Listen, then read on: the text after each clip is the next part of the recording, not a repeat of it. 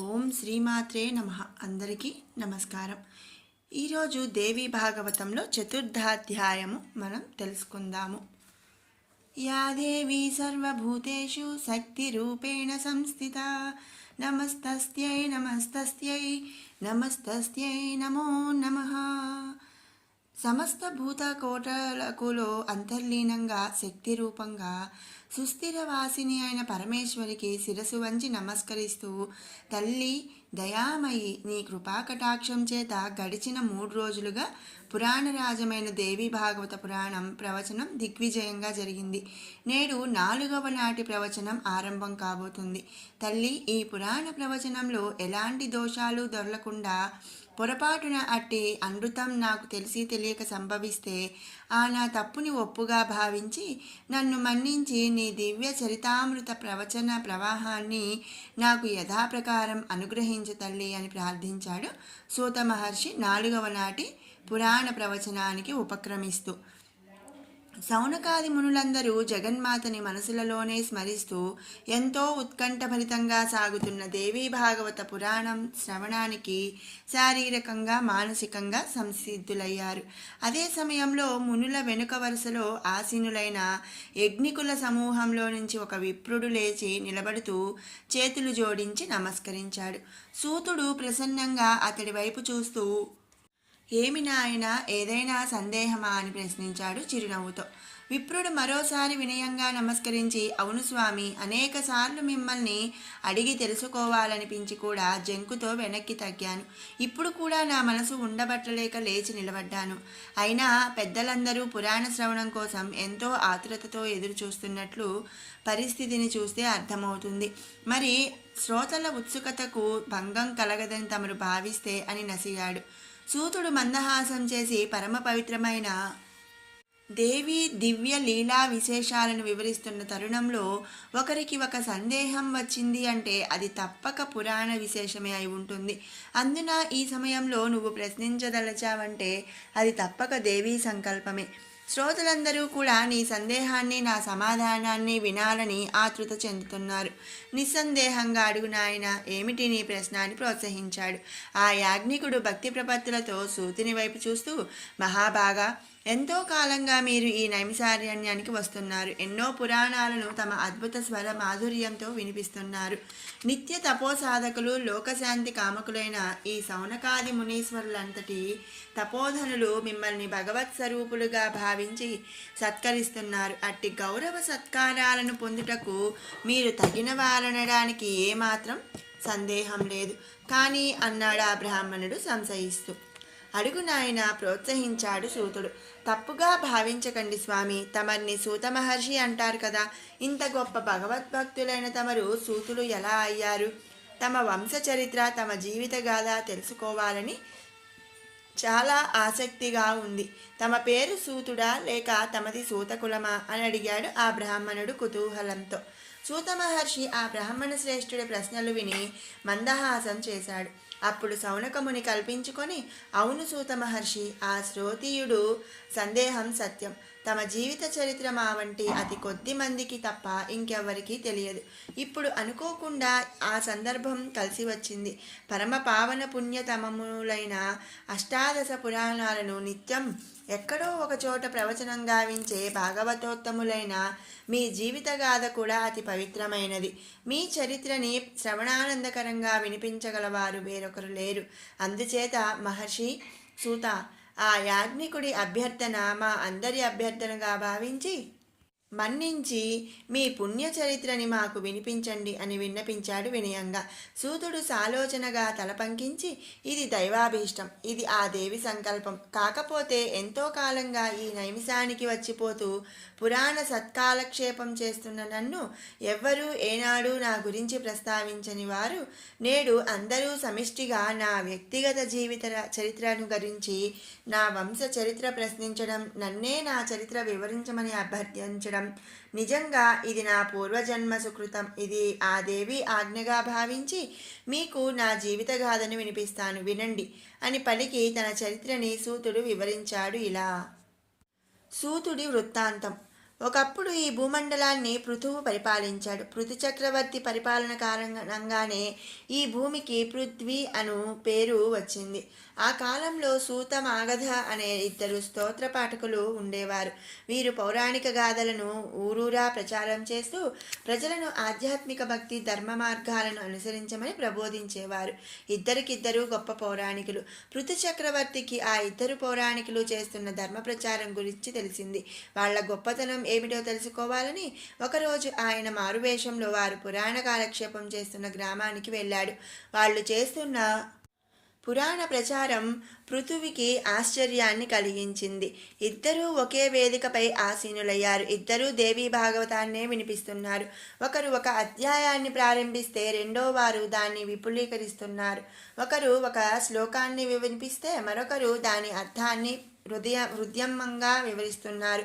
వ్యాఖ్యానాల్లో, వివరణల్లో, గాన మాధుర్యాల్లో ఎవరు తీసిపోరు.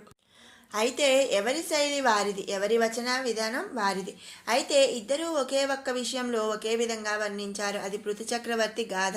ఆ చక్రవర్తి బల ప్రతాపాలు, ధర్మ పరిరక్షణార్థం అతడు పృథ్వీని వెంబడించిన విధానం, భూదేవి అతడి షరతులకు అంగీకరించి భూమండలాన్ని సస్యశ్యామలం చేసిన వైనం, అతడి ధర్మనిరతిని ఇంద్రాది దేవతలు ప్రశంసించిన తీరు, ఆ చక్రవర్తి కారణంగా భూమికి పృథ్వీ అన్న పేరు వచ్చిన సంగతిని హృద్యమ్యంగా వర్ణిస్తూ చివరిగా ఈ భూమండలం మీ పృథు చక్రవర్తిని మించిన వాడు మరొకడు లేడు, సమీప భవిష్యత్తులో మరొకడు రాడు అంటూ పృథువుని కీర్తించారు. ప్రజల హర్షధ్వనాల మధ్య అంత గొప్పగా సూతమాగధులు పోటీపడి మరి పృథు చక్రవర్తి గాథను వినిపించారు. పైగా ఒక్క అతిశయోక్తి కానీ ఒక్క అనృతం కానీ వారి ప్రవచనంలో దొరలలేదు.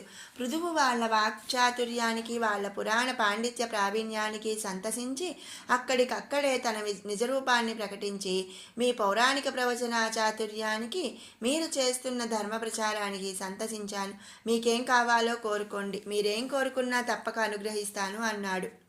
అప్పుడు మాగధ వినయంగా ప్రభువుకి నమస్కరించి, ప్రభు ఊరూరా తిరుగుతూ ధర్మ ప్రచారం చేసే నాకు కోరికలేముంటాయి? అయినా తమరు అనుగ్రహించారు గనక కోరుకుంటున్నాను. నా పేరు నా వంశం తరించేలా, జనం చెప్పుకునేలా మీ సామ్రాజ్యంలో ఒక రాజ్యానికి మాగధ అని పేరు పెట్టండి. ఆ రాజ్యం మీ సామ్రాజ్యం ఉన్నంతకాలం జనం నన్ను తలుచుకుంటారు అని కోరుకున్నాడు. శభాష్! ధనధాన్యాదులకు అసపడకుండా వంశ ప్రతిష్ఠ కోసం ప్రాకులాడుతూ మీ కోరిక హర్షణీయం. మీరు కోరినట్లు నా సువిశాల సామ్రాజ్యంలో ఒక రాజ్యానికి మాగధ అని నామకరణం చేస్తున్నాను. అంతేకాదు, ఆ మగధ రాజ్యాన్ని మీకు ధారాదత్తం చేస్తున్నాను. నేటి నుంచి మీరు, మీ తరం వారు, మీ వంశస్థుల ఆ మాగధ రాజ్యానికి పరిపాలకులు అని ప్రకటించాడు పృథువు.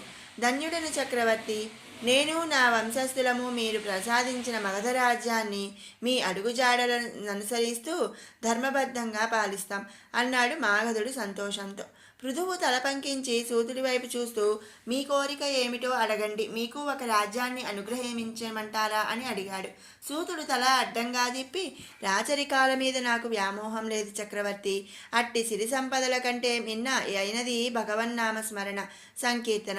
అందుచేత నాకు ఆ సూతవంశజనితులకు పురాణాలను, పురాణ కథలను ప్రచారం చేస్తూ జీవించే హక్కు కల్పించండి. ఈ భూమి, ఈ ప్రపంచం, సూర్యచంద్రులు ఉన్నంతకాలం ఎవరు పురాణ గ్రంథాలను రచించినా వాటిని తొలుత ప్రచారం చేసే హక్కు మా సూతవంశానికి కల్పించండి అని ప్రార్థించాడు వినయంగా. సూతుడి అభ్యర్థనకి అచ్చెరు పొందిన పృథు చక్రవర్తి అతడిని అభినందిస్తూ, భేష్! పౌరాణిక ప్రవచన సార్వభౌమ సూత, స్వార్థరహితంగా అని సాధ్యమైన కోర్కెతో మా హృదయాన్ని చూరగొన్న మిమ్మల్ని మనస్ఫూర్తిగా అభినందిస్తున్నాం. ధనధాన్యాలు, పాడి పంటలు, సువర్ణ వజ్ర వైఢూర్యాలు, రాజ్యాలు కోరకుండా నిరంతరం భగవన్నామ పురాణ ప్రచార భాగ్యాన్ని కోరుకున్న మీరు, మీ వంశము శ్లాఘనీయం. సూత, మీరు కోరుకున్నట్లే ఈ పృథ్వీతలం ఉన్నంతకాలం పురాణాలను ప్రచారం చేస్తూ జీవించే శాశ్వత హక్కును మీకు ప్రసాదిస్తాం. ఏ పురాణమైనా ఎవరు రచించినా దాన్ని ఊరూరా పురాణ ప్రవచనం చేసే హక్కు మీరే. భవిష్యత్తులో ఎవరు పురాణాలు రచించినా వాటి యందు సూత్రధారుడి పాత్రలాగా ప్రవచనకర్తగా సూతుడు అను మీ వంశనామాన్ని విధిగా లిఖించాలి. ఇది ఈ పృథు చక్రవర్తి శాసనం. దీన్ని ఉల్లంఘించిన వారి గ్రంథం ప్రజా తిరస్కార దూషణలకి గురై భ్రష్టు పట్టిపోతుంది అని ప్రకటించాడు ఉద్విగ్న స్వరంతో. ధన్యోస్మి పృథ్వీనాథ, ధన్యోస్మి అన్నాడు సూతుడు అంజలి ఘటిస్తూ. పృథువు మందహాసం చేసి, అంతేకాదు భాగవతోత్తమ, మీరు కోరకుండా మరొక వరాన్ని అనుగ్రహిస్తున్నాం.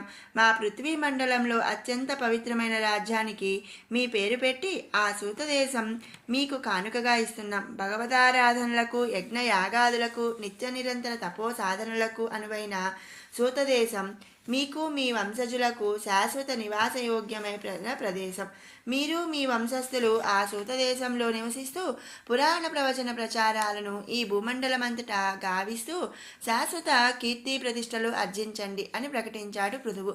ఆనాటి నుంచి సూత వంశస్థులు దేశాలు తిరుగుతూ పురాణాలను ప్రచారం చేస్తూ ఆధ్యాత్మిక భక్తి మార్గంలో జీవించసాగారు. అలా చాలా కాలం గడిచిన తర్వాత ద్వాపర యుగంలో కృష్ణద్వైపాయనుడు జన్మించి అప్పటి వరకు అవిభాజ్యంగా అనంతంగా ఉన్న వేదాన్ని విభజన చేసినందుకు వేదవ్యాసుడు అయ్యాడు. వేదవ్యాసుడు వేదాన్ని విస్తరించి 4 భాగాలు చేశాడు. అవి సామవేదం, యజుర్వేదం, ఋగ్వేదం, అథర్వణ వేదం అన్న పేర్లతో ప్రసిద్ధి చెందాయి. వేదాలు అపౌరుషేయాలు. అవి ఒకరు రచించగా వెలువడినవి కావు. వాటిని అధ్యయనం, అభ్యాసం ద్వారానే నేర్చుకోవాలి. అంతేకాని వాటిని గ్రంథస్థం చేయకూడదు. కనుక వ్యాసుడు తాను విభజించిన చతుర్వేదాలను తన శిష్యులైన పైల మహర్షి, జైమిని మహర్షి, వైశంపాయన, సుమంతలకు చెప్పాడు. వారు వేద విద్యాబోధ నిమిత్తం 4 దిక్కులకు ప్రయాణమై వెళ్ళిపోయారు. అటు తర్వాత ఏ పని చెయ్యాలా అని ఆలోచిస్తున్న వ్యాసుడికి తన దగ్గర శిష్యరికం చేస్తున్న లోమహర్షణుడు మదిలో మిదిలాడు. సూతవంశంలో జన్మించిన లోమహర్షణుడు వ్యాసుడి దగ్గర వేద విద్యాభ్యాసం చేస్తూ అప్పుడప్పుడు తనకి వంశపారపర్యంగా సంక్రమించిన భగవత్ కథాగానం చేస్తూ ఆశ్రమవాసులందరినీ రంజింపచేస్తుండేవాడు. అయితే ఆ కథలు పెద్దల ముఖత అతడు విని నేర్చుకున్నవి. అప్పటికింకా గ్రంథరచన అనే వ్యాపకం అంతగా ప్రచారంలో లేదు. త్రేతాయుగంలో వాల్మీకి మహర్షి రామాయణం మహాకావ్యాన్ని తాళపత్రాల మీద రచించి గ్రంథం తయారు చేశాడు. అయితే ఆది కావ్యంగా ఖ్యాతించిన రామాయణం వాల్మీకి శిష్యుల ద్వారా గానాల రూపంలో ప్రచారమై ప్రాచుర్యం పొందింది. వాల్మీకి శిష్యులలో ముఖ్యులు ఆ మహాకావ్యంలోని నాయకులైన శ్రీ సీతారామచంద్రుల తనయులు లవకుశలు. ఆనాటి రామాయణం గ్రంథరచన తర్వాత తాళపత్ర గ్రంథరచన అంతగా ప్రాచుర్యం పొందలేదు. ఇప్పుడు వేద విభజన తర్వాత విశ్రాంతిగా ఉన్న వ్యాసుడి దృష్టి లోమహర్షణుడి వల్ల గ్రంథరచన మీద పడింది. ఆ ఆలోచన రావడమే తడువుగా వ్యాసుడు తాను విభజించిన వేదాలలోంచి కొన్ని శ్లోకాలను ఏరి కూర్చి వాటి ద్వారా అష్టాదశ పురాణాలు రచించాడు. అలా రచిస్తూనే ఎప్పటికప్పుడు వాటిని లోమహర్షణుడికి చెప్పాడు. అలా వ్యాసుడి అష్టాదశ పురాణాల రచన పూర్తి అయ్యేసరికి అవి లోమహర్షణుడికి కంఠస్థం అయిపోయాయి. అది గ్రహించిన వ్యాసుడు ఎంతో ఆనందించాడు. నాయన లోమహర్షణ, చతుర్వేదాలను పైలా, జమిని, వైశంపాయన, సుమంతలకు ఉపదేశించి వారిని లోక ప్రచారానికి పంపిన నేను చిరకాలంగా నన్నే అంటిపెట్టుకుని ఉన్న నీకు ఈ అష్టాదశ పురాణ ప్రవచార బాధ్యతను అప్పచెబుతున్నాను. పురాణ ప్రవచనంలో మీ సూత వంశస్థులు ప్రసిద్ధులు. పైగా అది మీకు వారసత్వ హక్కు అని విన్నాను. అందుచేత నాయన, నా ప్రియ శిష్యుడివైన నీకు నా అష్టాదశ పురాణ ప్రచార సారథ్య హక్కును కల్పిస్తున్నాను. ఈ పురాణాలన్నీ ముందుగా నువ్వు మహర్షులకి పురాణం వినిపించడం అనే అధ్యాయంతో ప్రారంభం చేశాను. నువ్వు నీ తదుపరి తరాల వారు సూత మహర్షి ప్రవచనం పేరిట పురాణ ప్రచారం చేస్తూ భగవన్నామ సంకీర్తన స్మరణ ప్రియులై తరించండి అని చెప్పి వ్యాసుడు లోమహర్షణుడిని ఆశీర్వదించాడు. ఆనాటి నుంచి లోమహర్షణుడు నిరంతరాయంగా దేశాటనం చేస్తూ అష్టాదశ పురాణ కథలను వినిపిస్తూ ఆధ్యాత్మిక ధార్మిక ప్రచారం జరుపసాగాడు. ఆ దేశాటనలోనే ఎన్నో ఏళ్లు గడిచిపోయాయి. లోమహర్షణుడికి వివాహమై అతనికి ఒక సుపుత్రుడు జన్మించాడు. ఆ పిల్లవాడికి ఉగ్రశ్రవుడు అని పేరు పెట్టుకున్నాడు.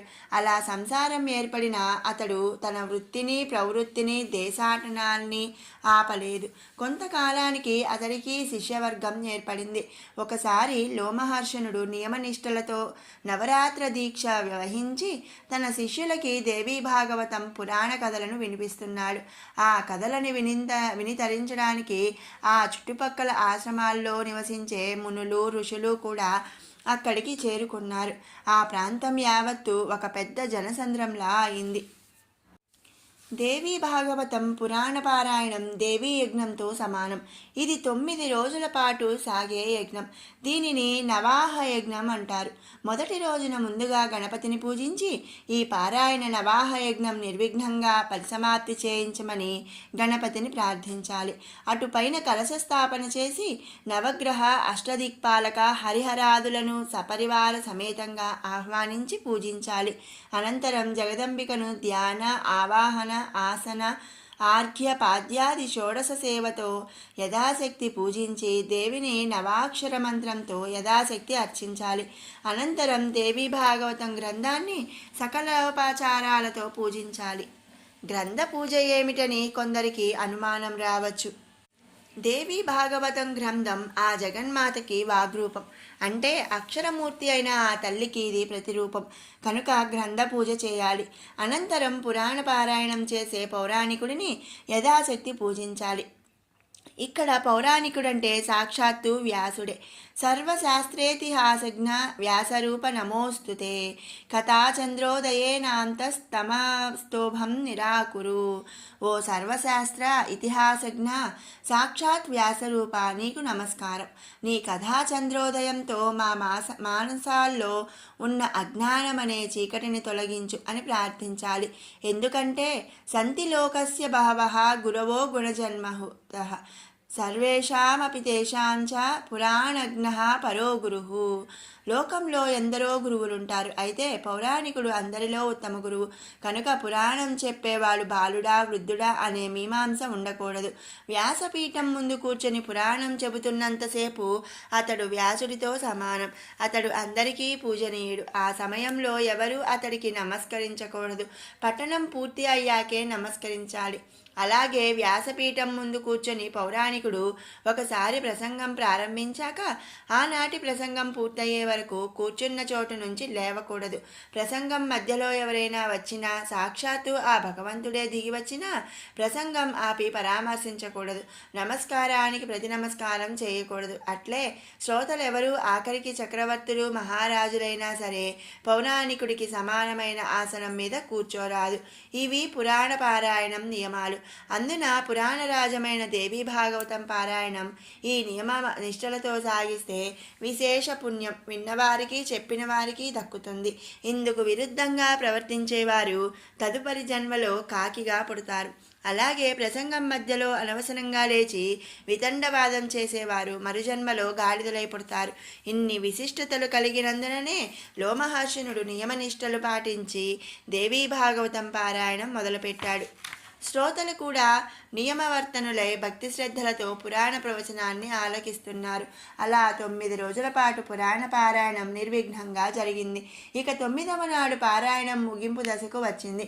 లోమహర్షణుడు దేవీ భాగవతం ఆఖరి అధ్యాయాన్ని వినిపిస్తున్నాడు. సరిగ్గా ఆ సమయంలో తీర్థయాత్రలు చేస్తున్న ద్వారకా నగరాధీశుడు శ్రీకృష్ణ పరమాత్మ అన్న బలరాముడు అక్కడికి వచ్చాడు. బలరాముడు ఆదిశేషుడి అంశావతారం, పైగా అవతార పురుషుడు, జగన్నాథుడైన శ్రీకృష్ణ భగవానుడికి అగ్రజుడు.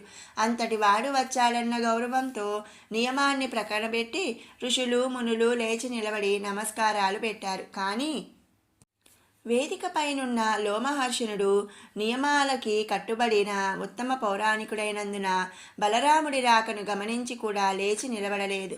ప్రసంగాన్ని ఆపలేదు, నమస్కరించలేదు. ఆచార్య బలరాముడికి ఆగ్రహాన్ని తెప్పించింది.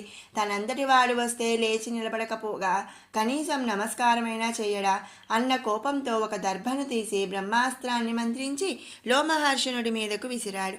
ఆ బ్రహ్మాస్త్రం తగిలిన వెంటనే లోమహర్షణుడు ఎలా ఉన్నాడో అలా ప్రాణం విడిచాడు. ఆ దుర్ఘటన చూసి ఆ దుర్ఘటన చూసి అక్కడున్న మునులు ఋషులు ఎంతగానో విలపించారు. పురాణ పారాయణ నియమానుసారం లోమహర్షణుడు లేచి నిలబడి గౌరవించలేదు. అతడెంతో ధార్మికుడని, ఆధ్యాత్మిక ప్రచారకుడు, ఉత్తమ పౌరాణికుడని, అటువంటి వాడిని సంహరించడం అన్యాయమని వాపోతూ వారంతా బలరాముడితో విన్నవించుకున్నారు. అసలు విషయం విన్న బలరాముడు తన తొందరపాటుకి చింతిస్తూ, ఈ పొరపాటు నాదే, జరిగిందేదో జరిగిపోయింది, నా యోగశక్తి చేత లోమహర్షణుడికి ప్రాణం పోస్తానన్నాడు. అది అనుచితం బలరామదేవ, అలా చేస్తే అది తిరుగులేని బ్రహ్మాస్త్రాన్ని అవమానించినట్లు అవుతుంది. తమ వంటి అవతార పురుషులు అనుచిత కార్యాలకు పాల్పడకూడదు అన్నాడు ఒక ఋషి. మరెలా? నా పొరపాటుని సరిదిద్దుకునే ఉపాయం లేదా అడిగాడు బలరాముడు బాధగా. అప్పుడు ఒక ముని కల్పించుకొని, అటు బ్రహ్మాస్త్రానికి అవమానం జరగకూడదు, ఇటు లోమహర్షణుడికి అన్యాయం జరగకూడదు. బలరామదేవ, ఇందుకొక మార్గం ఉంది. ప్రతి పురుషుడి ఆత్మ అతని పుత్రుడి రూపంలో ఉంటుందని వేదం చెబుతుంది. అందుచేత అని చెబుతుంటే బలరాముడు కల్పించుకొని, అయితే ఈ లోమహర్షణుడి జ్ఞానం యావత్తు ఇతని కుమారుడిలో నిక్షిప్తమై ఉండేలా వరం ఇస్తున్నాను. ఇతని కుమారుడు వచ్చి తండ్రికి బదులు అర్ధాంతరంగా ఆగిపోయిన పురాణ ప్రవచనాన్ని పరిసమాప్తి చేసేంత వరకు అతడికి శౌచం అంటదు. ఈ శుభాస్థలి అశుభం కాదు. లోమహర్షణుడి మృతదేహానికి ఆ తర్వాత అంత్యక్రియలు జరిపేంత వరకు ఆ దేహానికి శౌచం ఉండదు. బ్రహ్మాస్త్ర ప్రయోగం చేత ఉత్తమ సమయంలో మరణించిన లోమహర్షణుడు ఉత్తమ గతులు పొందుతాడు అని అనుగ్రహించాడు బలరాముడు. అంతటి లోమహర్షణుడిలోని జ్ఞానం యావత్తు ఒక వెలుగు రూపంలో వెలువడి అతడి కుమారుడైన ఉగ్రశ్రవుడిలో నిక్షిప్తమైంది. బాలకుడైన అతడు మరుక్షణమే జ్ఞాని అయ్యాడు. అనంతరం ఉగ్రశ్రవుడు వచ్చి వేదికను అలంకరించి తన తండ్రి స్థానంలో ఉండి దేవీ భాగవతం ఆఖరి అధ్యాయాన్ని ప్రవచించాడు. అంతటితో నవరాత్ర యజ్ఞం పూర్తయింది. ఆ తదుపరి ఉగ్రశ్రవుడు తన తండ్రి మృతదేహాన్ని తీసుకుపోయి భక్తి శ్రద్ధలతో దహన సంస్కారాలు గావించాడు. అతడు వయసుకి బాలుడే అయినా అతడి మనోనిగ్రహం చూసి బలరాముడు ముచ్చటపడ్డాడు. నాయనా, ఈ లేత వయసులో నీకొచ్చిన ఈ కష్టం దైవలిఖితం. కారకుడిగా నేను కనిపిస్తున్న కారణకర్త ఆ జగన్మాతే. అయినా ఈ క్లిష్ట సమయంలో దుఃఖాన్ని దిగమింగి నీ తండ్రి కర్తవ్యాన్ని, తదుపరి నీ కర్తవ్యాన్ని పూర్తి చేసిన నీ నిబ్బరానికి మెచ్చి నేను నీకు వరం ఇస్తున్నాను. ఇక మీదట నువ్వు మీ వంశనామముతో సూతుడు అన్న వ్యవహార నామంతో విరాజిల్లుతావు. అత్యుత్తమ పౌరాణికుడవై, పరమ భాగవోత్తముడవై, తండ్రిని మించిన తనయుడవై, లోమహర్షణ ఆత్మరూపుడివై వర్ధిల్లుతావు అంటూ వరాలిచ్చి అనుగ్రహించాడు బలరాముడు. ఆనాటి నుంచి సూతుడు పౌరాణికుడై తన తండ్రి తాతలు నడిచిన మార్గాన్ని అనుసరిస్తూ దేశాటన చేస్తూ పురాణ ప్రవచనాలను చేస్తూ ఆధ్యాత్మిక ప్రచారం చేయసాగాడు. ఇది సూత మహర్షి జీవిత వృత్తాంతం.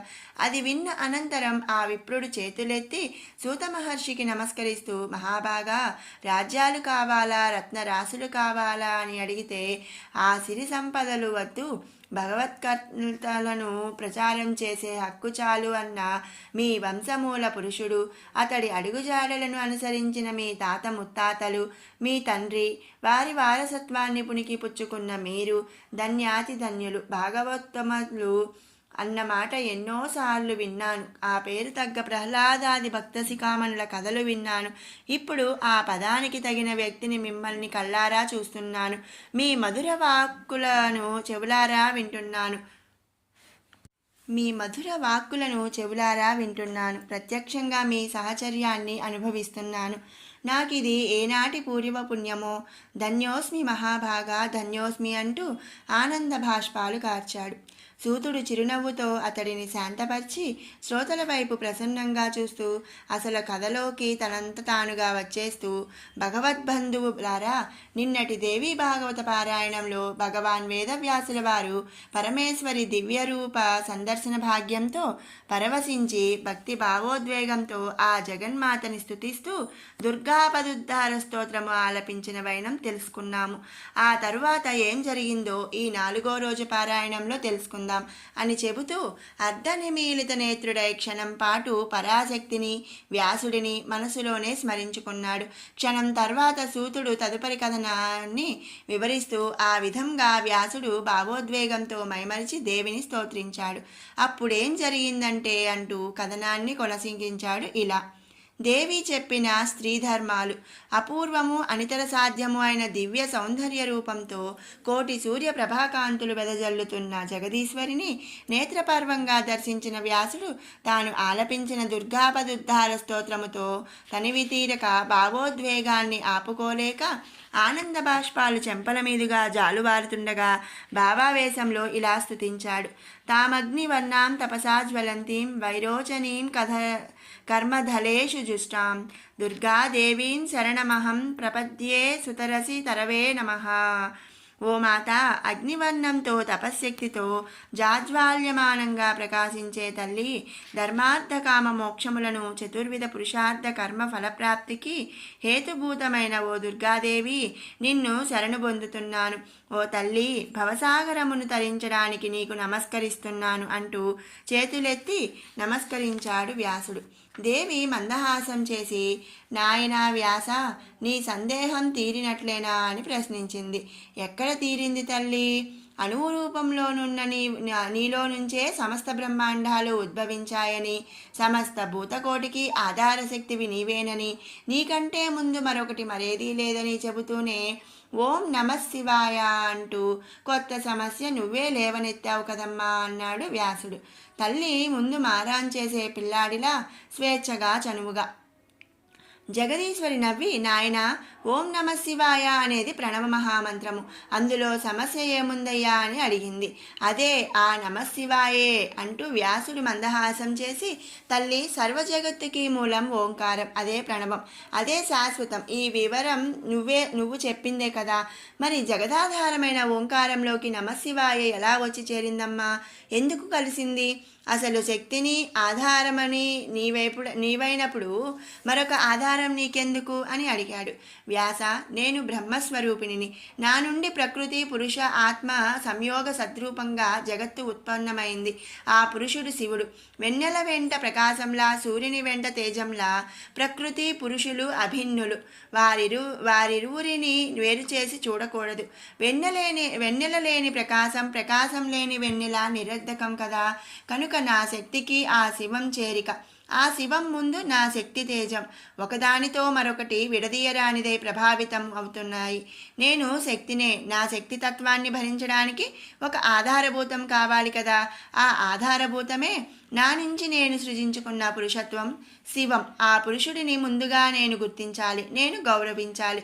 అప్పుడే ఆ పురుషుడిని నాతో సరిసమానుడిని ఈ జగత్తు గుర్తిస్తుంది, గౌరవిస్తుంది. అందుచేత వ్యాస, నాలోనే శివుడున్నాడు. అతడు పురుషుడు. బంగారపు పళ్ళానికైనా గోడ చేర్పు ఆధారం అవసరం. అట్లే స్త్రీ శక్తినైన నాకు పురుషుడి ఆధారం అవసరం. ఇది దేహధర్మం. నేను స్త్రీ దేహం ధరించాను. ఈ దేహధర్మానుసారం నేను నా పురుషుడికి విధేయురాలిని. అతడు నా పతి. దేహంతో నేను చరిస్తున్నంత కాలం ఈ స్త్రీ ధర్మాలను నేను పాటించాలి. ప్రకృతి స్వరూపిణులై నా స్త్రీజాతికి నేను ఆదర్శం కావాలి. శివ అంటే మంగళకారుడు, సర్వశుభములను అందించువాడు. అట్టి శుభమంగళకరుడి చేరిక చేత నేను శివాని అయ్యాను. అందుచేత నన్ను అర్చించేవారు, నన్ను పూజించేవారు ముందుగా నా పతిదేవుడైన శివుడిని పూజించాలి. ఆయన అనుగ్రహం పొందాలి. అప్పుడే భక్తులను నేను కరుణిస్తాను, వరాలని ప్రసాదిస్తాను. నా పతిని పూజించని వాడు, నా భర్తని గౌరవించని వాడు, తండ్రైనా తల్లైనా తాతైనా ఎవరైనా సరే, అట్టి వారిని నేను మన్నించను, ఆ నట్టింట వసించను. నా వలే తన భర్తని గౌరవించే స్త్రీ పూజలు ఫలిస్తాయి. అట్టి పతివ్రత మహాసాధ్విగా త్రిలోకవాసుల చేత పూజింపబడుతుంది, కీర్తించబడుతుంది. సత్సంతానాన్ని, సిరి సంపదలని పొంది ఆ ఇంటి ఇలవేలుపుగా గౌరవించబడుతుంది. ఇలా పతివ్రతా ధర్మాలని పాటించిన స్త్రీ దేవతల చేత కూడా ప్రశంసలు అందుకొని సువాసినిగా, పుణ్యస్త్రీగా బాసిల్లుతూ ఈమె వల్ల వంశాలు తరిస్తాయి. పుత్ర పౌత్రాభివృద్ధిగా వంశాలు వృద్ధి అవుతాయి. స్త్రీకి పతియే ప్రత్యక్ష దైవం. పతి సేవని మించిన సేవా పూజ లేదు. అన్య సేవలన్నీ పతి సేవా భాగ్యం ముందు దిగదుడుపే. అందుకే నేను ఆదిశక్తిని అయినా, నా శక్తికి ఆధారుడు, నన్ను ధరించి వరించేవాడు అయినా నా భర్తని నేను సేవిస్తాను, గౌరవిస్తాను. అతని సమక్షంలో అణగిమణిగి ఒదిగి ఉంటాను. నా ఇంటికి వచ్చి నా భర్తని గౌరవించిన వారి వారిని అతిథిగా భావించి ఆదరిస్తాను. అమ్మనే కడుపు నిండా అన్నం పెడతాను. ఆపై సర్వశుభాలు కలగాలని ఆశీర్వదిస్తాను. ఇలా పరస్త్రీని తల్లిగా భావించే వారందరికీ ఆ స్త్రీలో నేనే ఆత్మరూపిణి నిలిచి ఇలాగే ఆశీర్వదిస్తాను. ప్రతి స్త్రీ నా ప్రతిరూపంగా భావించి గౌరవించే వారికి సర్వకాల సర్వావస్థలందు నా అనుగ్రహం ఉంటుంది. అట్లే ఏ పురుషుడైనా స్త్రీని అబలగా భావించి చులకన చేస్తే, బలహీనురాలన్న భావంతో ఆమె కేశపాసాలు పట్టి అవమానపరిస్తే, వ్యాస, అవి మామూలు కేశపాసాలు కావు, కామాంధుల పాలిటి కాలపాసాలు.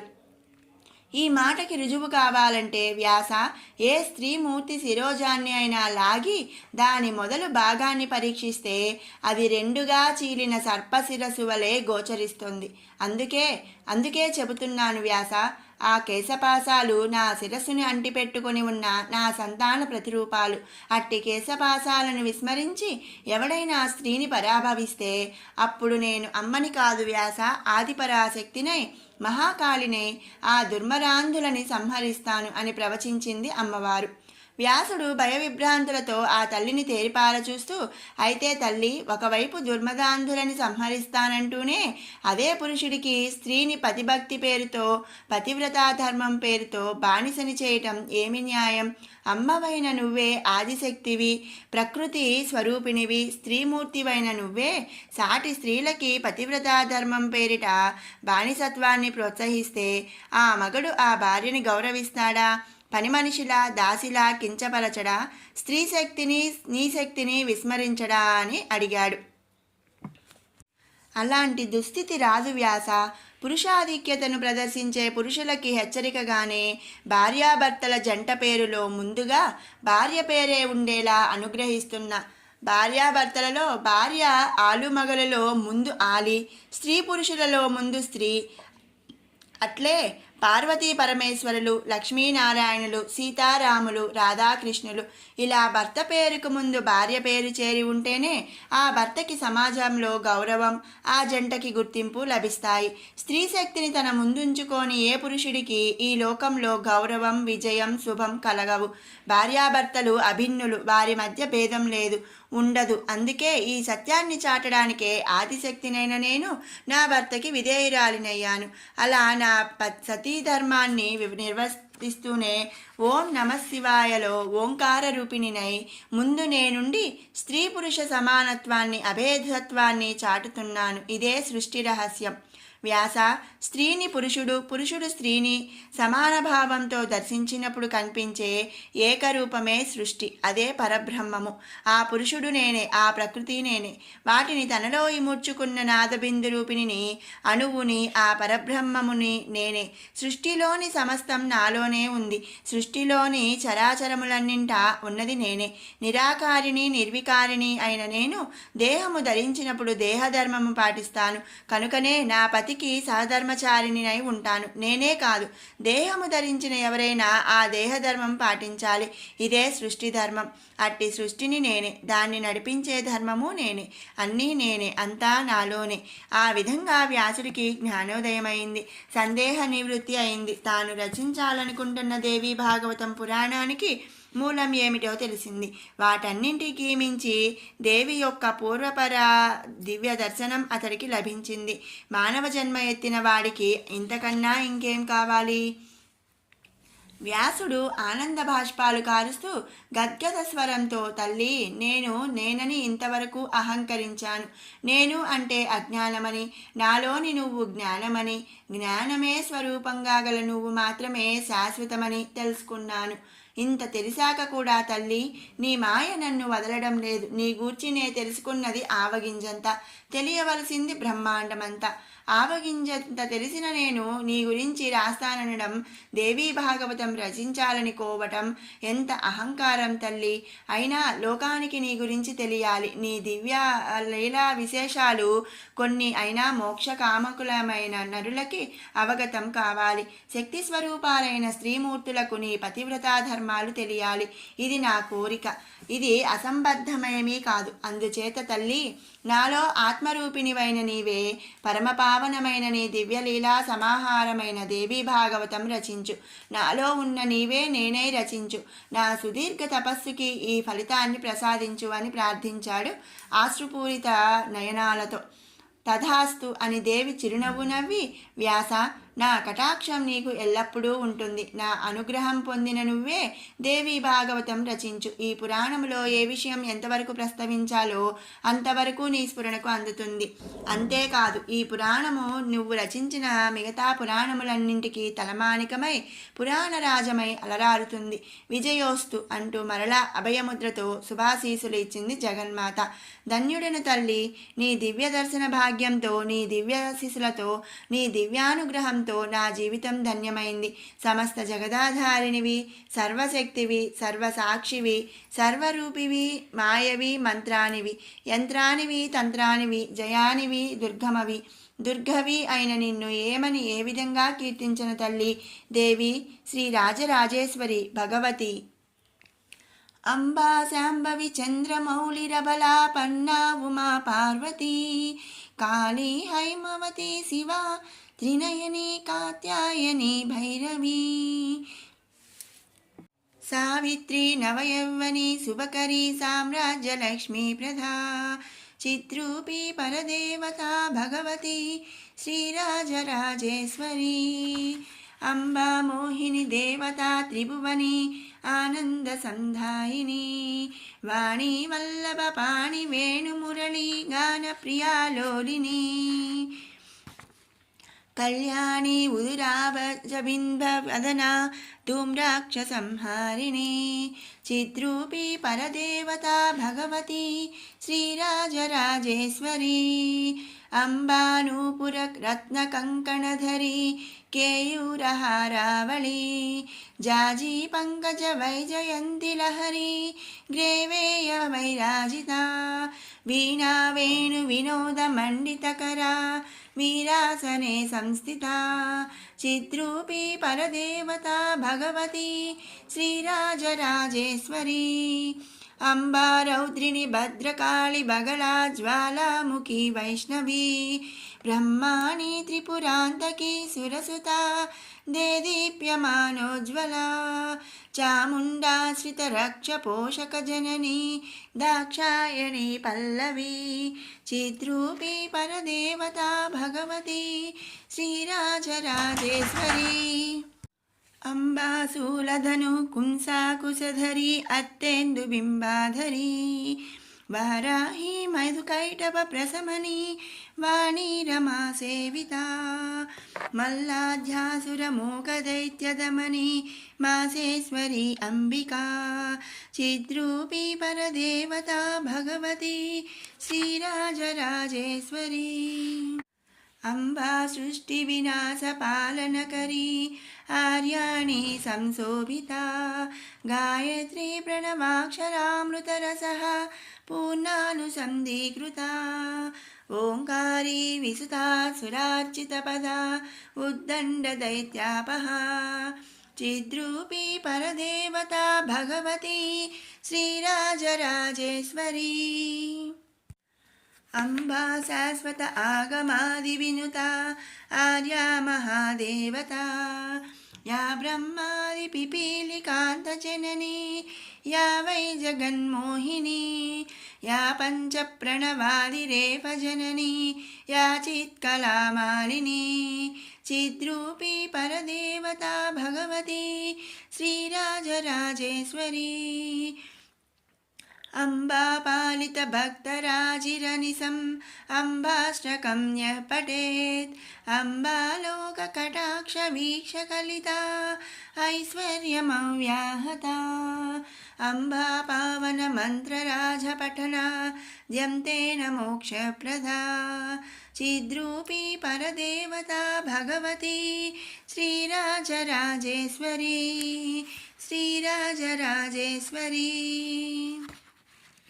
వ్యాసుడు భక్తి ప్రపత్తులతో గానం చేసిన అష్టకానికి జగదంబ మిక్కిలి సంతసించి, నాయనా వ్యాస, సందేహరహితుడవై నిండు మనస్సుతో నిశ్చల భక్తితో దేవీ భాగవతం రచన గావించు.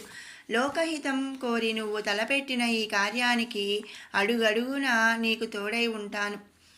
నిర్విఘ్నంగా నిరాటకంగా నీ రచనా కార్యాన్ని కొనసాగించు. శుభం అని మారు వ్యాసుడిని ఆశీర్వదించి అంతర్హితురాలైంది జగన్మాత.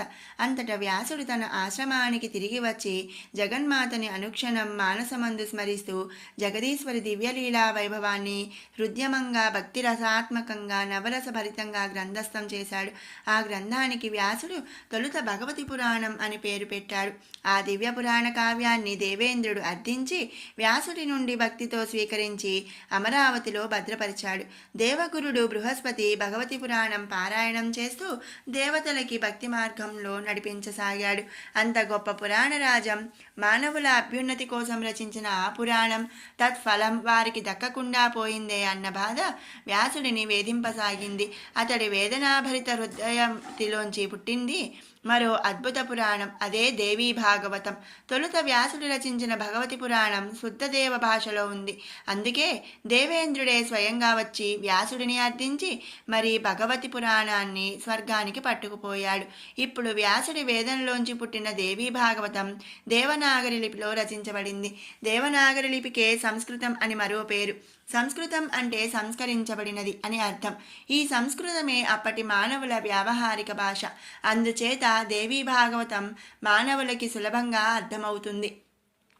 అలా మహాద్భుత నవరసభరితమైన దేవీ భాగవతం రచించిన వ్యాసుడు కారణాంతరాల చేత సృష్టి రహస్యంలోని తొలి భాగాన్ని దేవి కృపతో దివ్య దృష్టితో తాను దర్శించిన దేవరహస్యాన్ని దేవీ భాగవతంలో సంక్షిప్తంగా సూచించాడు. అయితే శుద్ధదేవరి భాషలో రచించిన భగవతి పురాణంలో సృష్టి రహస్యం సంపూర్ణంగా వివరించబడింది. అది దేవరహస్యం కాబట్టి దాన్ని రహస్యంగా ఉంచుతున్నట్లు దేవీ భాగవతం నాకు బోధిస్తున్నప్పుడు వ్యాస భగవానుడు చెప్పాడు. ఈనాడు నిజమే మహర్షి, ఆనాటి మానవ జాతికి ఆ రహస్యం అవసరం లేదు. కానీ రానున్న కలియుగంలో మానవులని ఉద్ధరించగల ఏకైక మార్గం భక్తి. భక్తి మార్గంలో చరించే మానవులకి ఈ సృష్టి రహస్యం, ఈ దేవీ రహస్యం భక్తి మార్గంపై అచంచలమైన విశ్వాసాన్ని కలిగిస్తుంది. కాబట్టే జగన్మాత ఇప్పుడు మీ ద్వారా ఈ రహస్యాన్ని వెల్లడి చేయించి మానవ జాతికి మహోపకారం చేసింది అంటూ సౌనక మునీశ్వరుడు మందహాసం చేసి, మహర్షి, ఆనాడు మణిద్వీపంలో దేవీ దర్శనం పొందిన త్రిమూర్తులు ఆ తర్వాత ఏం చేశారో వివరించండి అని అర్థించాడు సౌనక మునీంద్రుడు. బ్రహ్మ మానస సృష్టి. సూత మహర్షి మనసులో జగన్మాతని స్మరిస్తూ క్షణం పాటు ధ్యాన నిమగ్నుడయ్యాడు. అనంతరం దేవీ స్తోత్రం పఠిస్తూ తదుపరి కథనాన్ని ప్రారంభించాడు. ह्रीङ्कारासन गर्भितानलसिकां सौः क्लीं कलां बिभ्रतीं सौवर्णां वरधारिणीं वरसुधा धौतां त्रिनेत्रोज्ज्वलां वन्दे पुस्तकपाशमङ्कुशधरां स्रग्भूषितामुज्ज्वलां त्वां गौरीं पुत्रिपुरां परात्परकलां श्रीचक्रसञ्चारिणीं. జగన్మాత ఆదేశానుసారం బ్రహ్మ సృష్టి కార్యక్రమం ఆరంభించాడు. అతడి మానసము నుండి ముందుగా సనకసనందనాదులను వారు పుట్టి తపోదీక్షాకాంక్షలై వనములకు తరలిపోయారు. ఆ తదనంతరం బ్రహ్మ మానసము నుండి మరీచి, అంగీరసుడు, అత్రి, వశిష్ఠుడు, పులహుడు, క్రతువు, పులస్త్యుడు అను సప్తఋషులు జన్మించి వారు తపో సాధనకై వెళ్ళిపోయారు. తన సృష్టి ఈ విధంగా అడవుల పాలై సృష్టి కార్యమునందు తనకు సహకరించలేదే అన్న రోషము బ్రహ్మకి కలగగా ఆ రోషము నుండి శివాంశ రుద్రుడుగా అవతరించాడు. ఆ రుద్రుని నుండి రుద్రగణములు పుట్టగా వారంతా ద్వాదశ రుద్రులై రుద్రునితో కలిసి కైలాసమునకు వెళ్ళిపోయారు. అప్పుడు బ్రహ్మ తొడ నుండి నారదుడు పుట్టి భగవన్నామస్మరణ చేస్తూ తపస్సుకు వెళ్ళిపోయాడు. అంతటా బ్రహ్మ కుడిపాదము బొటనవేలు నుండి దక్షుడు జన్మించాడు. అలాగే బ్రహ్మ ఎడమపాదపు బొటనవేలు నుండి వీరిని అను కన్య జన్మించగా దక్షుడు ఆమెను వివాహమాడాడు. ఈ దంపతులకు జన్మించిన సంతానము వృద్ధి చెంది వారి వారి సంతానముల వల్ల సృష్టి అభివృద్ధి చెందింది. వీరందరికీ పాలకుడైన దక్షుడు ప్రజాపతి అయ్యాడు. దక్షునిలాగే మరికొంతమంది ప్రజాపతులు బ్రహ్మ సంకల్ప మాత్రాన జన్మించారు. ఈ ప్రజాపతులు 9 మంది నవబ్రహ్మలని పేరుగాంచారు. వీరిలో కశ్యప ప్రజాపతికి అదితి వలన దేవతలు, దితి వలన దానవులు, ఇతర భార్యల వలన గరుత్మంతుడు, నాగులు, పర్వతములు, వృక్షములు, పశు పక్షాదులు పుట్టి సృష్టి వృద్ధి చెందింది. అదితి పుత్రులైన దేవతలకు, దితిపుత్రులైన దానవులకు మధ్య దాయాది వైరము ఏర్పడింది. దానవులు పాతాళమును నివాసముగా ఏర్పరచుకొని రాక్షసమాయా బలసంపన్నులై తరచూ దేవతలతో యుద్ధము చేస్తుండేవారు. దేవతలు ఆచరించే యజ్ఞ యాగాది క్రతువులను ధ్వంసం చేస్తూ యజ్ఞ హవిర్భాగములు దేవతలకి దక్కకుండా చేస్తూ వారిని బలహీనులుగా గావిస్తూ ఉండేవారు. ఒకసారి దేవతల పక్షాన నిలిచిన శ్రీహరి దానవులతో యుద్ధం చేశాడు. ఆ ఘోర యుద్ధం 10,000 సంవత్సరాల పాటు సాగింది. చివరికి విష్ణువు దాటికి తాళలేక ఎందరో దానవులు మరణించగా మిగిలిన వారు ప్రాణభీతితో పాతాళానికి పారిపోయి తలదాచుకున్నారు. దానవులను జయించి విజయగర్వముతో వైకుంఠమునకు తిరిగి వచ్చిన విష్ణువుకు శ్రీ మహాలక్ష్మి ఎదురైంది. ఆమెను చూసి విజయమందహాసమునంచిన విష్ణువు అలచట చేత ఆమెతో ఒక్క మాట అయినా మాట్లాడక శేషశయ్యపై మేనువాల్చి తన చేతి అందున్న వింటిని తల ఆనించి అదే స్థితిలో యోగనిద్రలో మునిగిపోయాడు. తనని చూడనిదే నిమిషమైనా ఉండజాలనని పదే పదే వల్లించే తన నాదుడు ఒక్క మాట అయినా పలకకపోగా విజయ గర్వాంధుడై తనని చూసి నవ్వి పరిహసించి అవమానించాలని భావించిన శ్రీలక్ష్మి అవమాన రోషమానసురాలై నన్ను చూసి పరిహసించిన ఈతడి శిరస్సు తెగి సముద్రమునందు పడుగాక అని శపించింది. శాప విషయం మెరుగని నారాయణుడు యోగనిద్రాందు లీనమైపోయాడు. ఇక పరాజితులై పాతాళమును తలదాచుకున్న దానవులు తమ దాయాదులైన దేవతలను జయించే అవకాశముల కోసం అన్వేషిస్తుండగా దానవ వంశమన్నందు హయగ్రీవుడు అను రాక్షసుడు గుర్రపు తలతో జన్మించాడు. అతడు దేవతలను జయించాలన్న ఆకాంక్షతో అంబను గూర్చి తపస్సారంభించాడు. హయగ్రీవ అవతారము. హయగ్రీవుడు 1000 సంవత్సరాల పాటు నియమనిష్టలతో భక్తి శ్రద్ధలతో జగన్మాత కోసం కఠోర తపస్సు ఆచరించాడు. ఆ తపోవేడిమికి 14 భువనాలు తల్లడిల్లిపోయాయి. అతడికి తపోభంగం ఉనర్చడానికి స్వర్గాధిపతి దేవేంద్రుడు చేసిన ప్రయత్నాలన్నీ వ్యర్థమయ్యాయి. అప్పుడు దేవేంద్రాదులు జగన్మాతను స్మరించి, అమ్మ, హయగ్రీవుడి తపోశక్తికి లోకాలన్నీ మండి బూడిదైపోయేలా ఉన్నాయి కనుక లోక సంరక్షణార్థం అతడికి నీ దర్శనాన్ని అనుగ్రహించి శాంతిపరచు అని ప్రార్థించారు. ఇటు దేవతల ప్రార్థనలు, అటు దానవుడి తపోదీక్షకు మెచ్చిన పరాశక్తి హయగ్రీవుని ముందు ప్రత్యక్షమై, ఓయి, నీ తపోదీక్షకు సంతసించాను, నిన్ను అనుగ్రహించదలిచాను, వరం కోరుకో అని పలికింది.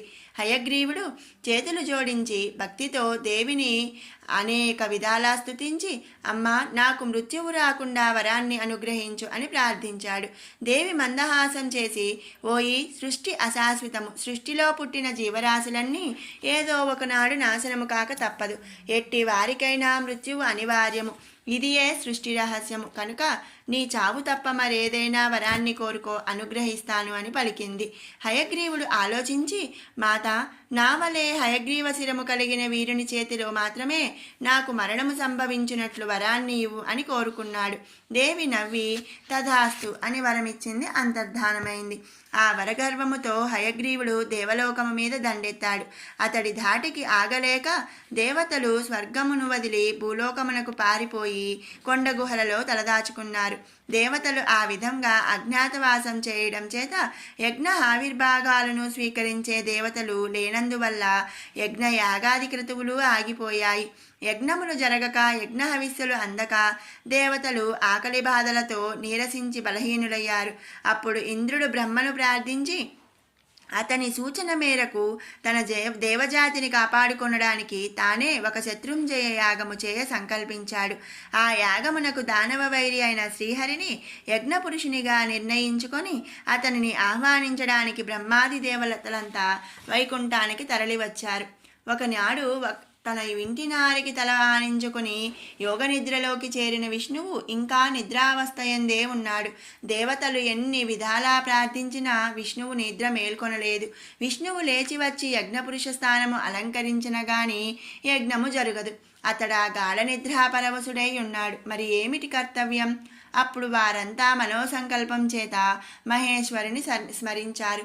శివుడు అక్కడ ప్రత్యక్షమై పరిస్థితిని గ్రహించి బ్రహ్మతో, చతుర్ముఖ, నీవొక కీటకమును సృష్టించు.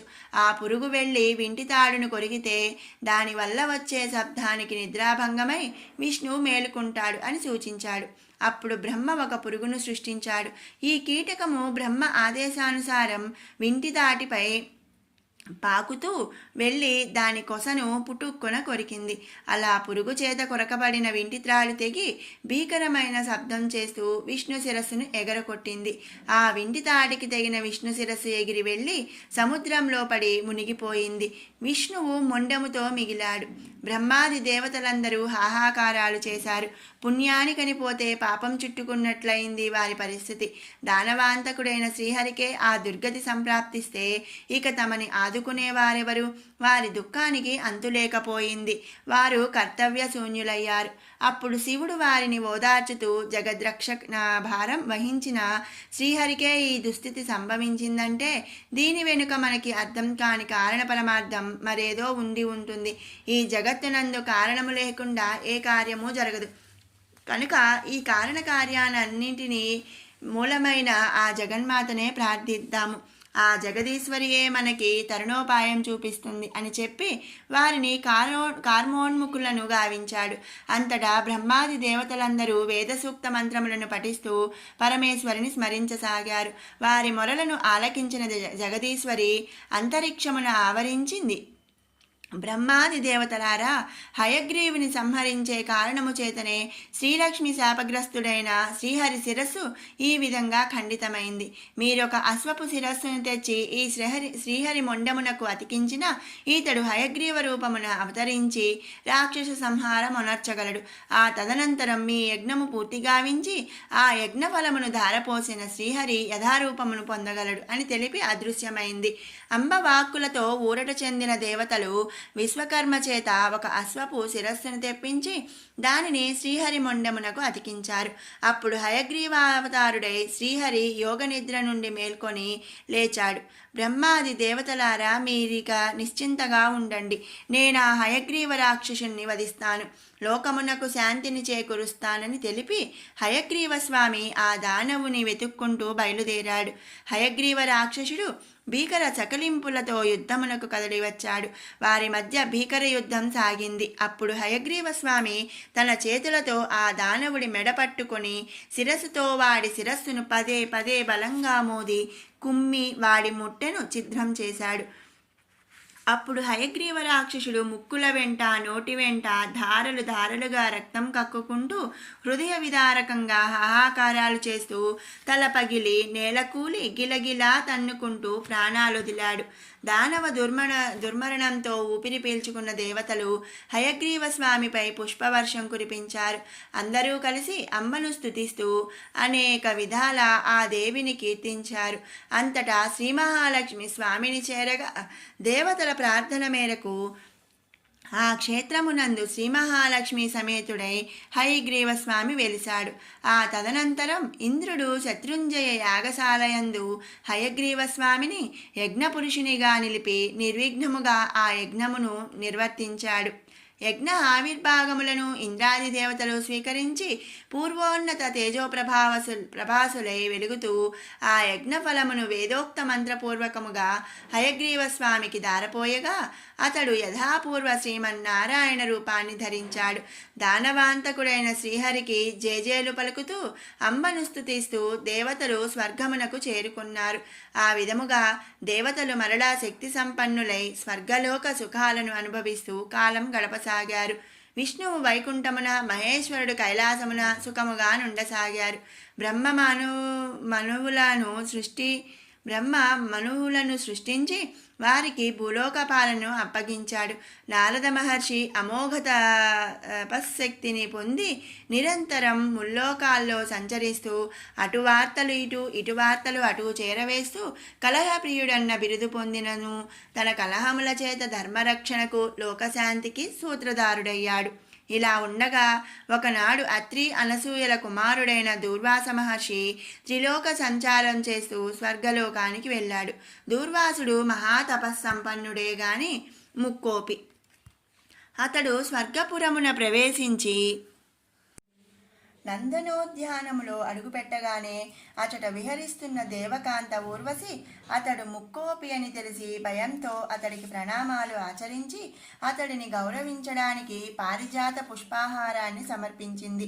దూర్వాసుడు ఆ హారాన్ని స్వీకరించి దేవేంద్రుని దర్శించమనించి ముందుకు నడిచాడు.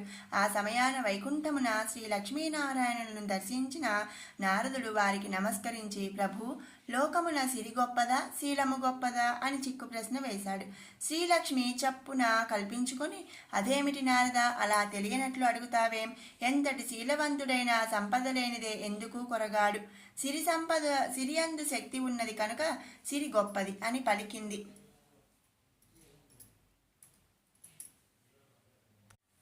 కాదు కాదు అంటూ నారాయణుడు నవ్వి, సిరి చంచలమైనది, సంపదలు ఎన్ని ఉన్నా శీలము లేనివాడు వ్యర్థుడు, శీలము గలవాడు జగుత్తనుకు పూజనీయుడు కాగలడు. నేను శీలవంతుడినైనందువల్లనే కదా ఈ సిరి నన్ను ఆశ్రయించుకొని సేవిస్తున్నది. నేను లేకున్నా ఈ సిరికి స్థానమెక్కడా అన్నాడు పరిహాసంగా. ఆ మాటలకు శ్రీలక్ష్మినికి చాలా ఆగ్రహం కలిగింది. బాగా యోచించి మాట్లాడండి. సిరి అనగా శక్తి. శక్తి లేనివాడు ఎంతటి శీలవంతుడైనా జపసత్వములు లేని జడ పదార్థములాగా నిరుపయోగమవుతాడు. శీలము లేని వాడినైనా అనుగ్రహించగల సర్వవ్యాపకురాలైన సిరియే గొప్పది.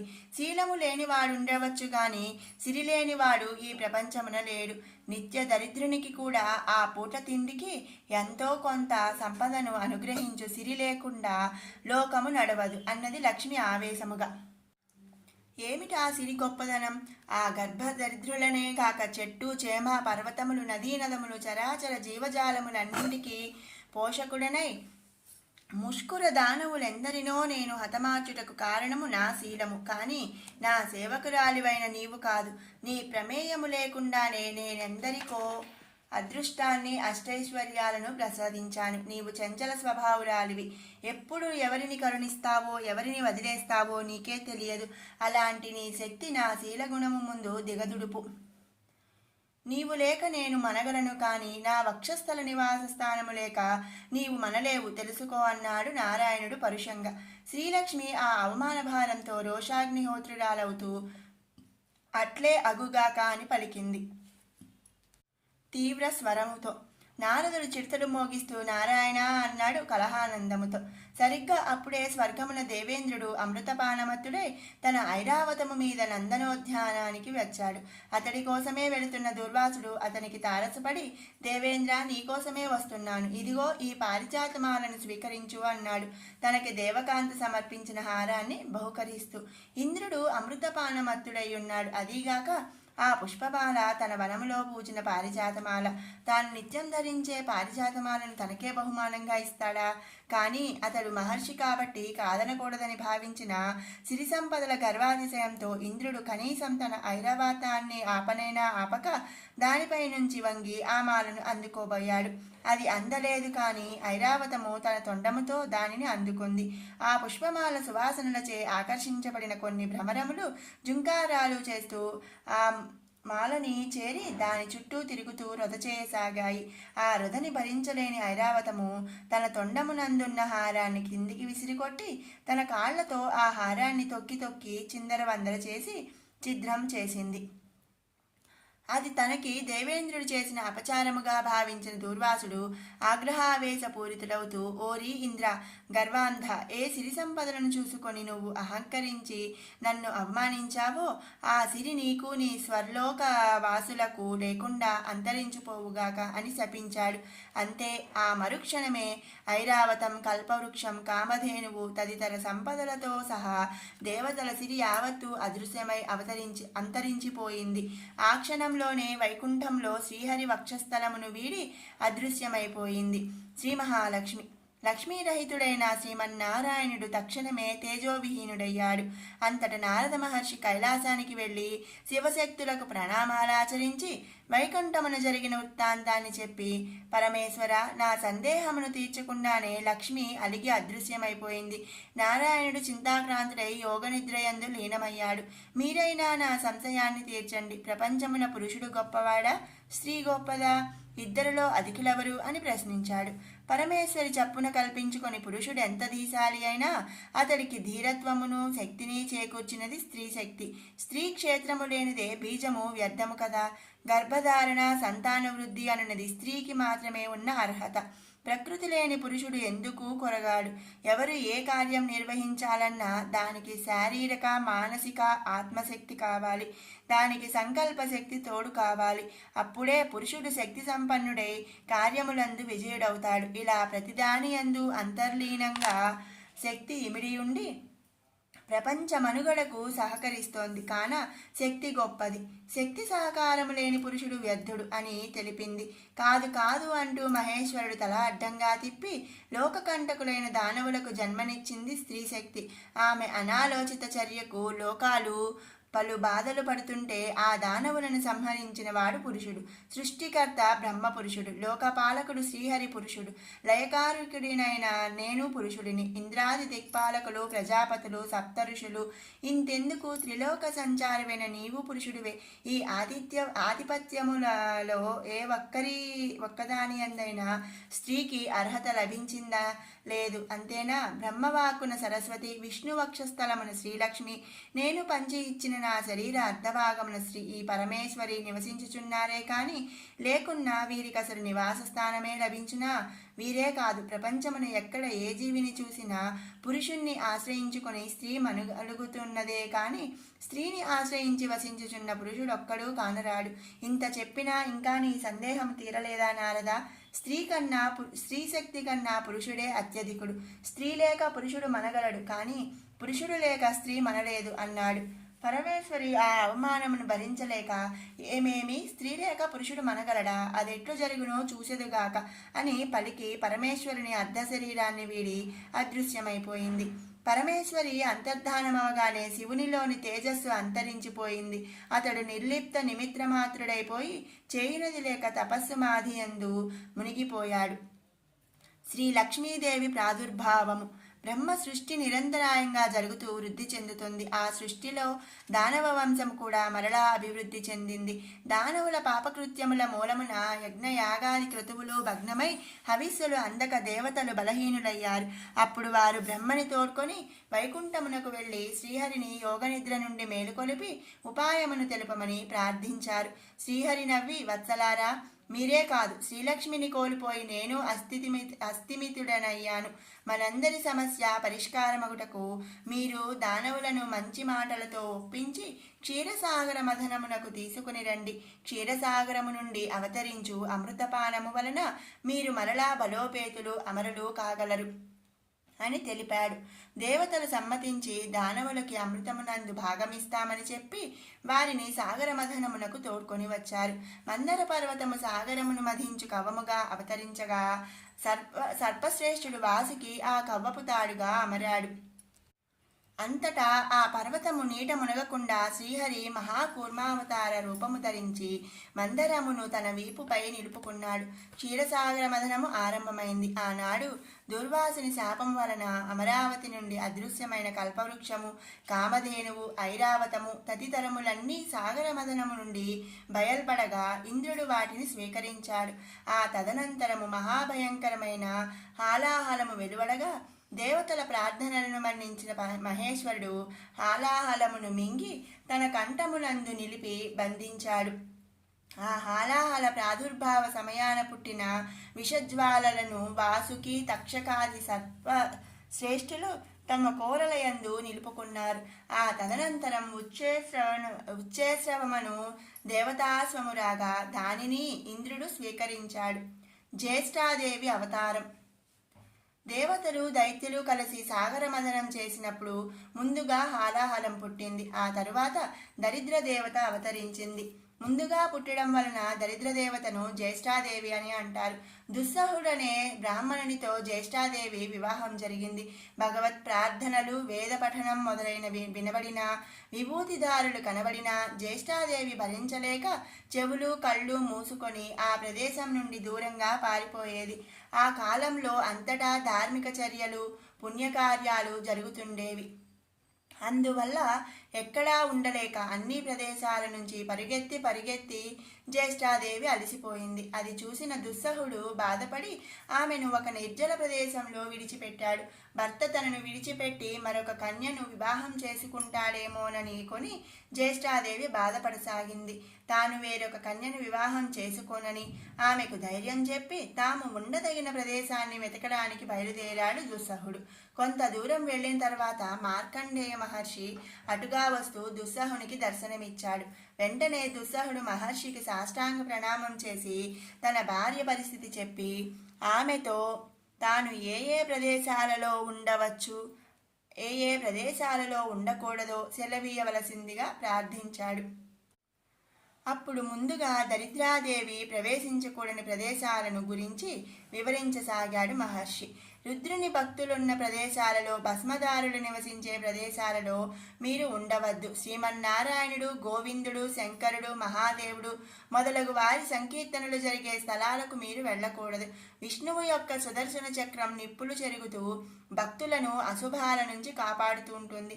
ఏ ఇంట్లో హోమాలు జరుగుతుంటాయో, వేదఘోష వినబడుతుంటుందో, ఏ ఇంట్లో నివసించేవారు నిత్యకర్మలలో నిమగ్నులై భగవంతుని ఆరాధిస్తుంటారో ఆ ఇంటి పరిసరాలకు కూడా మీరు వెళ్ళకూడదు. దేవతా విగ్రహాలు, గోవులు, భక్తులు ఉన్న ఇంట్లోకి మీరసలు అడుగు పెట్టవద్దు అని చెప్పాడు. అప్పుడు దుస్సహుడు తాము ఏ ప్రదేశాలలో ఉండవచ్చో తెలుపవలసిందని మార్కండేయ మహర్షిని వేడుకున్నాడు. అందుకు మహర్షి ఈ విధంగా వివరించసాగాడు. ఏ ఇంట్లో భార్యాభర్తలు ఎళ్లవేళలా జగడమాడుతుంటారో అటువంటి ఇంట్లో మీరు నిర్భయంగా ఉండవచ్చు. భగవంతుని నిందిస్తూ జపహోమాలు, కనీసం భగవన్నామస్మరణ కూడా చేయని ఇళ్లలోకి మీరు ప్రవేశించవచ్చు. పిల్లలకు పెట్టకుండా తాము భుజించే పెద్దలున్న ఇళ్లలోకి ప్రవేశించవచ్చు. ఏ ఇంట్లో ముళ్ళ చెట్లు, మోదుగా, అపరాజిత అంటే విష్ణుక్రాంత అనే చెట్లు ఉంటాయో ఆ ఇళ్ళు మీకు నివాసయోగ్యం. ఏ ఇంట్లో అరటి, తాడి, తమాల, చింత, కదంబ, తుమ్మ చెట్లు ఉంటాయో అక్కడ కూడా మీరు ఉండవచ్చు. ఎవరు నిత్య స్నానం చేయరో, దంతాలు ముఖం శుభ్రపరుచుకోరో, సాయం సమయంలో నిద్రపోవడం, తినడం వంటివి చేస్తారో, జూదమాడుతుంటారో, ఇతరుల ధనాన్ని హరిస్తారో, పరదారులతో సంబంధం పెట్టుకుంటారో, చేతులు కాళ్ళు కడుక్కోరో అటువంటి వారి ఇళ్లలోకి మీరు నివసించవచ్చు అని చెప్పాడు మహర్షి. దుస్సహుడు తిరిగి వచ్చి భార్యతో, జ్యేష్ఠ, నీవు ఈ రావి చెట్టు కింద కూర్చో, నేను రసాతలానికి వెళ్ళి వస్తాను అన్నాడు. నాదా, మీరు వెళ్ళిపోతే నాకు ఆహారం ఎవరిస్తారు, నేనేం పూజించాలి అని ప్రశ్నించింది జ్యేష్ఠాదేవి. ప్రవేశించగలిగిన ప్రదేశాల వివరాలు తెలిసాయి కదా, ఆయా స్థలాలకు వెళ్ళి నువ్వు కడుపు నింపుకో. కానీ ఒకటి మాత్రం గుర్తుంచుకో, ఏ స్త్రీ నిన్ను ధూపంతో పుష్పాలతో పూజిస్తుందో ఆ ఇంట్లో మాత్రం అడుగు పెట్టకు అని చెప్పి దుస్సహుడు రసాతలానికి వెళ్ళిపోయాడు. జ్యేష్ఠాదేవి అక్కడ కూర్చుని ఉండగా లక్ష్మీనారాయణులు అటుగా వచ్చారు. అప్పుడు జ్యేష్ఠ విష్ణువుతో, నా భర్త రసాతలానికి వెళ్ళిపోయారు కనుక నేను అనాథను, నేను జీవించడానికి కావలసిన ఏర్పాటు చేయవలసిందని కోరింది. అందుకు విష్ణువు, జ్యేష్ఠ, ఎవరైతే భగవతి పార్వతిని, శంకరుని, నా భక్తులను నిందిస్తారో వారి ధనమంతా నీవు తీసుకో, దానిని చక్కగా అనుభవించు. శంకరుని నిందించి నన్ను పూజించే నా భక్తులు అభాగ్యులు, అటువంటి వారి సంపద మీద కూడా నీకే హక్కు ఉంది అని చెప్పి లక్ష్మితో సహా తన నివాసమైన వైకుంఠానికి తరలిపోయాడు. వారందరి తర్వాత చంద్రుడు, అతని వెనుక చంద్ర సహోదరిగా సర్వాలంకార భూషితురాలై శ్రీ మహాలక్ష్మి ప్రభవించారు. చంద్రుడిని తన శిరోభూషణముగా శివుడు స్వీకరించి హాలాహల బాధ విముక్తుడైనాడు. అప్పుడు శ్రీ మహాలక్ష్మిని గావించిన 50 మంది భక్తి ప్రపత్తులతో ఈ విధంగా కీర్తించారు.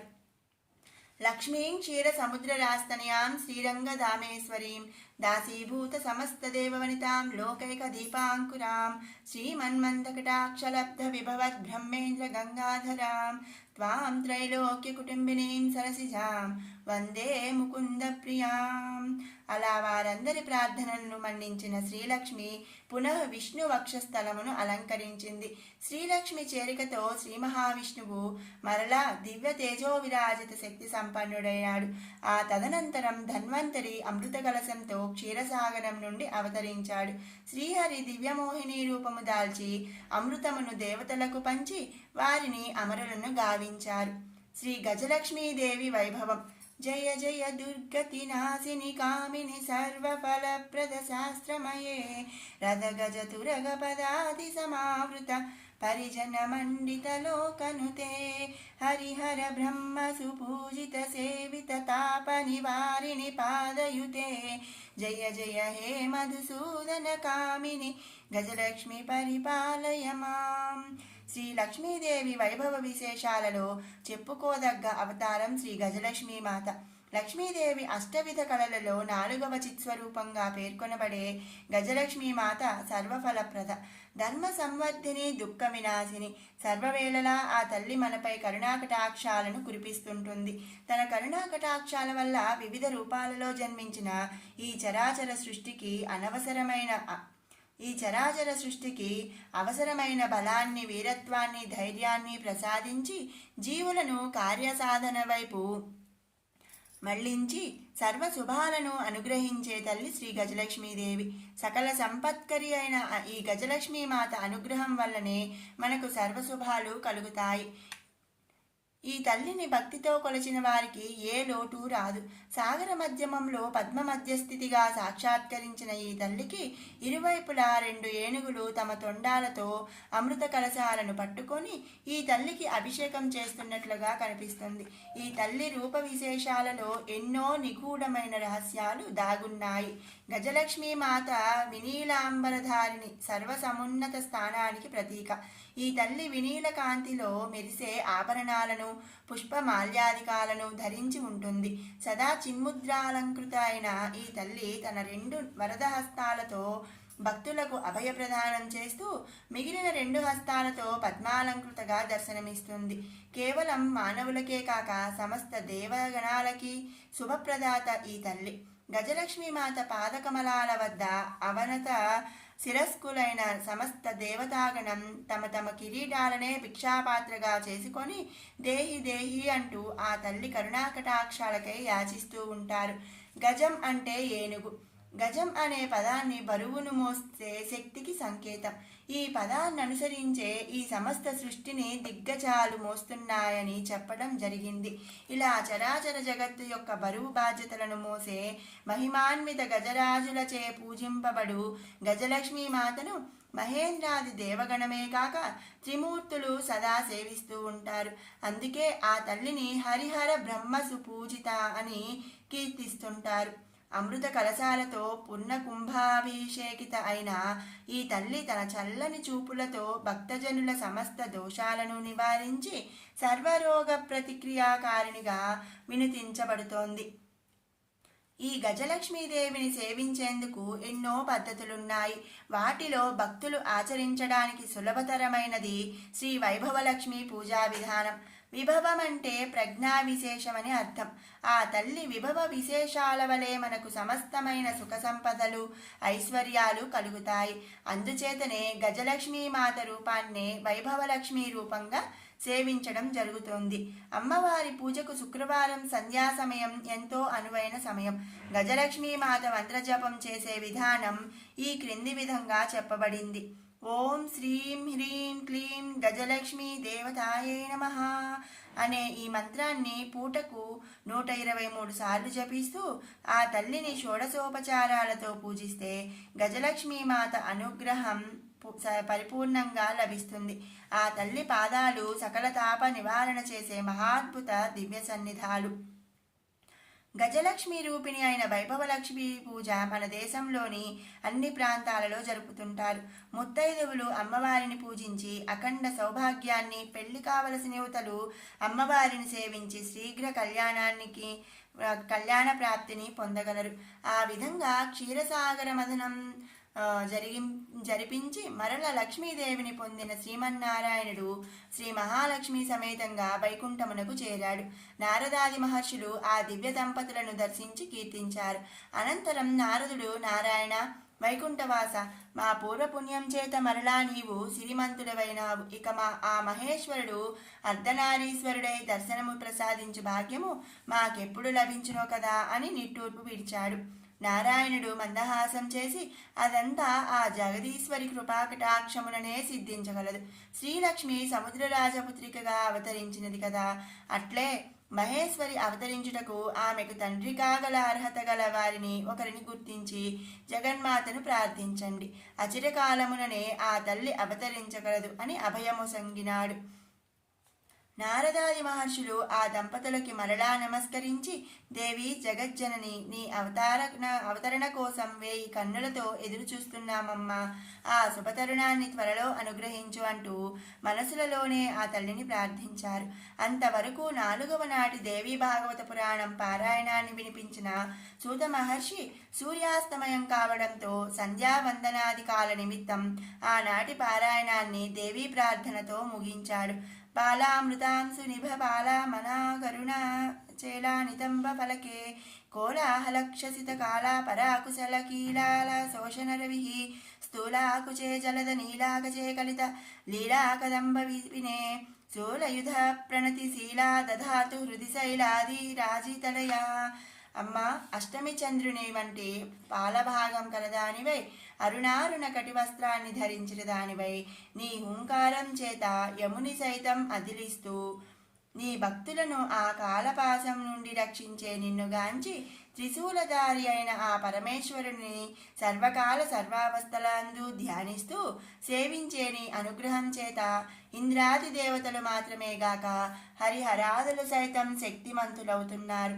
అట్టి మహాశక్తి స్వరూపిణివైన నీకివే నా మనస్సు మాంజలు అని ప్రార్థించాడు సూత మహర్షి భక్తి ప్రపత్తులతో. చతుర్థాధ్యాయము సమాప్తం. జై శ్రీమాత. ఓం శ్రీమాత.